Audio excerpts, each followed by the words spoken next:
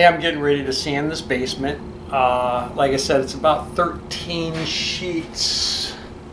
The time is, what's the time in there? 7:59. It's almost 8 o'clock. So it's 7:59 and I'm getting ready to sand this, and then I'll get back to you as soon as I get it sanded. So it's all skimmed, it's all dry, ready to sand. I'll get right back to you. Okay, all done sanding, and it is 8:22, about 22 minutes to sand this down. But I detailed it too, guys. I went through and detailed everything.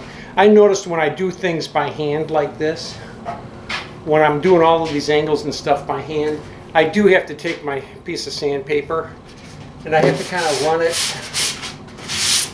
in the angles.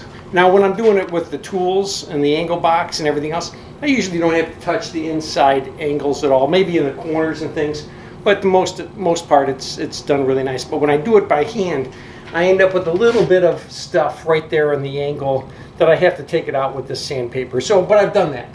Cleaned off the edges of the corner bead, I detailed everything out, touched up with a little bit of mud that I needed to touch up. This is ready to paint. All ready to paint. We don't texture here.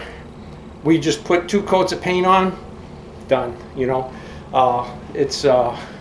What my motto is, do the best, do your best, caulk the rest.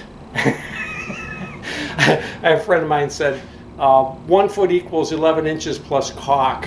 So you guys have a great day. We're done with this job. Hope you enjoyed your video. Bye.